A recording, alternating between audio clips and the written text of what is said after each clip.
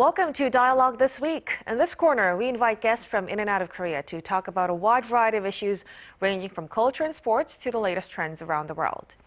Now, as we mentioned, today is December 24th, which means it's already Christmas Eve here in South Korea. Traditionally, Christmas is seen as the season of sharing and giving, not only in Korea but also across the world. But with the emergence of COVID-19 and the restrictions imposed on gatherings, the good deeds of the season don't seem to be reaching those in need as much compared to pre-pandemic levels. So how are charitable organizations preparing for Christmas amid the pandemic? And what can we do to contribute to the spirit of sharing this season? For the details, we are joined by Aimee Jachym, co-founder of KKOOM, a charity based in the U.S. that provides access to education for Korean orphans, and Baek Ju-hwan, the co-founder of HOPE, a nonprofit organization that seeks to help underprivileged children have access to the English language, both via Skype. Good morning to you both. Thank you so much for joining us. Good morning. Good morning. Thank you. Thank you for having me. Thank you, too. Well, it's a season of sharing and giving, as I said, and end-of-year giving has been a big driving force in the nonprofit sector. So let's begin with Aimee. So KKOOM is not only short for Korean Kids and Orphanages Outreach Mission, but also holds the meaning of dream and hope in the Korean language.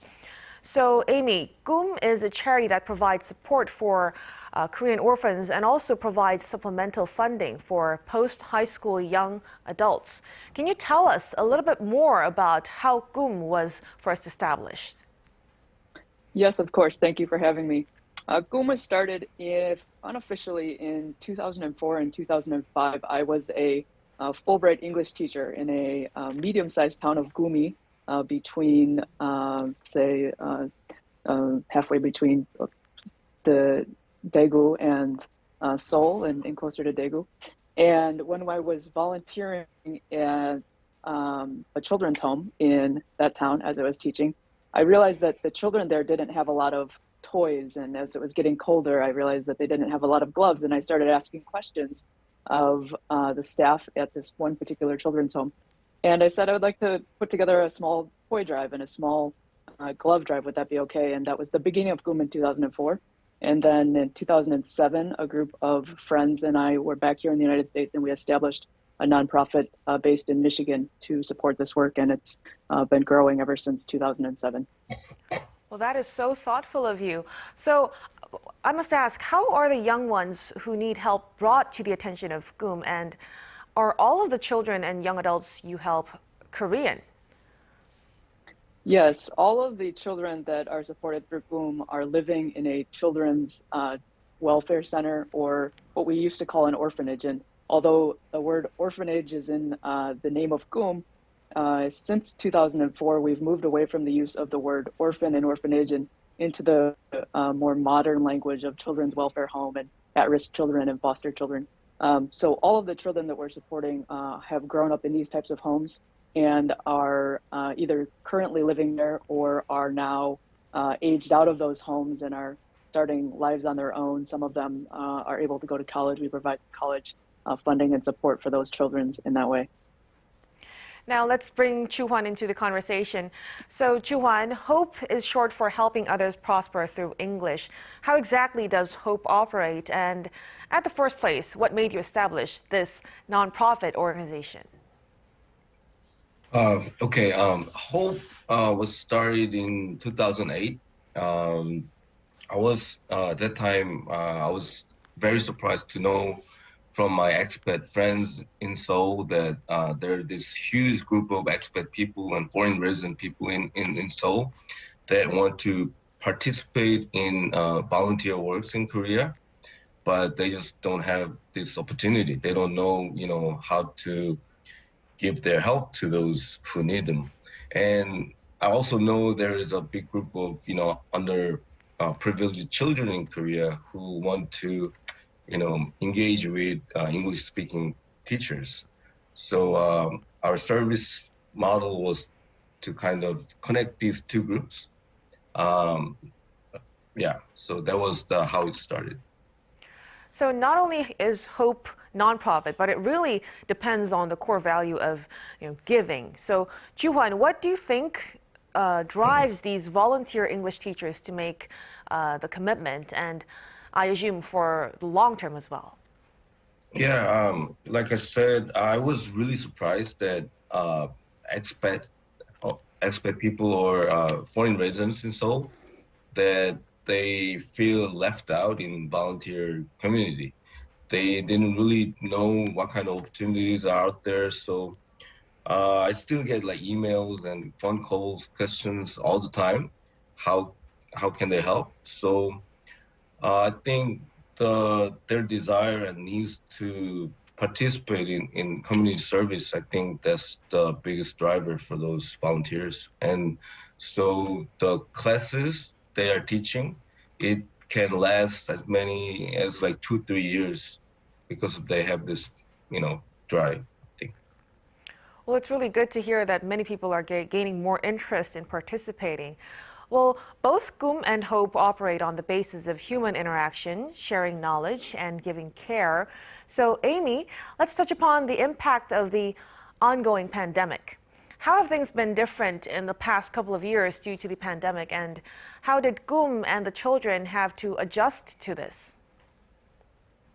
Well, obviously during the pandemic, we haven't been able to go into the homes, and that's been the biggest challenge. So volunteers have not been able to visit the children's homes since approximately January, February of 2020. And so we're coming up on 2 years here now where the children in these children's homes who relied on a lot of external support and volunteers coming in to teach classes similar to what it sounds like Hope offers at-risk children as well. And it's been very tough because the pandemic has been isolating for everyone, but particularly for these children in the children's homes where there are a lot of rules because there's group living, as you can understand, and rightfully so, there's concern about stopping the spread of COVID-19. And as a result of all the protections and restrictions that have been in place, the children really have not been able to interact as freely as they might if they were certainly not living in the children's home. So that's probably been the biggest challenge. In terms of providing support now to the children, we've pivoted to providing online support and doing some online programs and interactive activities with the children, and also really providing more physical goods and physical support in ways that we can, such as funding computers for virtual learning, providing updates to the living homes and spaces themselves through providing new clothing wardrobes and places to put their belongings, and then continuing to support children through educational outlets and resources as they're able to attend external places such as preschools and the like. And we've continued our ability to fund some college scholarships as well. Well, that's all good, but let's hope the situation would get better next year. But Aimee, Christmas is just around the corner, like we just mentioned, but what events have been traditional at KKOOM for and leading up to the holidays? Are you able to keep those traditions this year? That's a great question. And KKOOM actually was started around this season, around the Christmas season in Korea in 2004, as I mentioned. And we have not been able to obviously have the in-person big party. We have always had since 2006 a very large Christmas party gathering at a couple of the homes in Gyeongbuk province near Gumi, as I mentioned. And the children have always looked forward to those events on an annual basis. And unfortunately, since 2020, we have not been able to have the in-person activity. So this is the second year in a row where there's been no in-person activity. And so this year, we were able to send some funds for volunteer shoppers to go and be able to provide gifts for the children in 3 different children's homes. I think it's 175 gifts. And then there are also some gingerbread kits that have arrived to the homes in Gyeongbuk province, where the children will have a gingerbread house making competition. Wow. Now, what about you, Juhwan? What are some of your memories from holiday Christmas events that Hope has held over the years before COVID-19? Yes, we've done various things like food drive, clothing drive. We've organized many, fundraising parties, English camps. But Yeah, we're very sorry that this year, this Christmas, we can have that kind of events this year. So look forward to the next chance. But yeah. Yes, we will. We will look forward to that.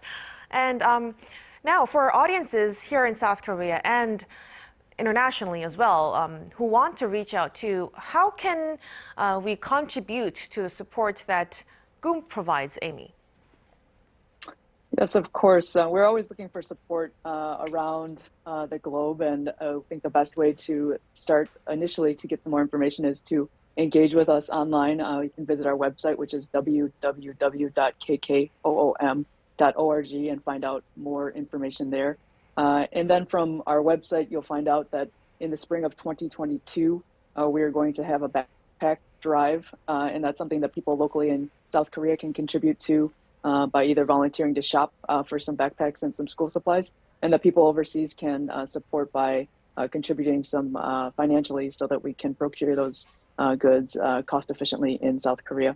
And then more broadly than that, we like to think that everybody, regardless of their ability to give financially, can always give of their time and their awareness, and just seek more understanding about who these children are and what their needs are in the children's homes, and then be able to provide support for the holistic understanding that these are children who are aspiring to be normal, healthy, and happy kids just like any other home. And so we try to bridge that gap between the institutional living that is the reality of living in a group home setting with the sort of normal comforts of living in a regular private home that many of us were fortunate to be raised in.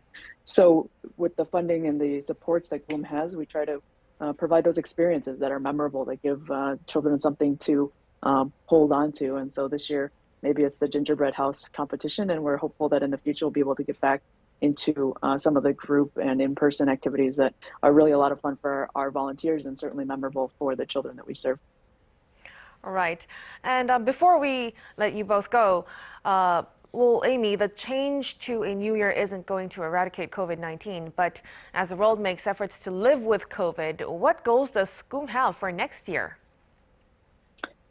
It's certainly to continue to increase the awareness of the work that we're doing, and to invite others to participate with us, whether that's through some of the virtual program interaction that we're doing, or whether it's through helping us find new connections and continue to find opportunities to support more children's homes and more children in South Korea. And also, what about you, Joo-hwan? How about for hope? Recently, we haven't had much hopeful news here in South Korea in terms of social distancing restrictions, but when hope can help the less fortunate have access to English lessons again, what goals do you have for the organization? Yeah, I hope from next year we can expand, our classes, English classes, to those less fortunate children. Our activity was quite slow last 2 years, so good thing is that we have a lot of potential volunteer teachers applications. So I think from next year we can utilize those help a lot. Yeah. All right. Well, I'm afraid we will have to wrap up our discussion at this point. Thank you so much, Aimee and Joo-hwan, for your contributions to our show. I hope you both have a warm and abundant Christmas holidays. Thank you very much.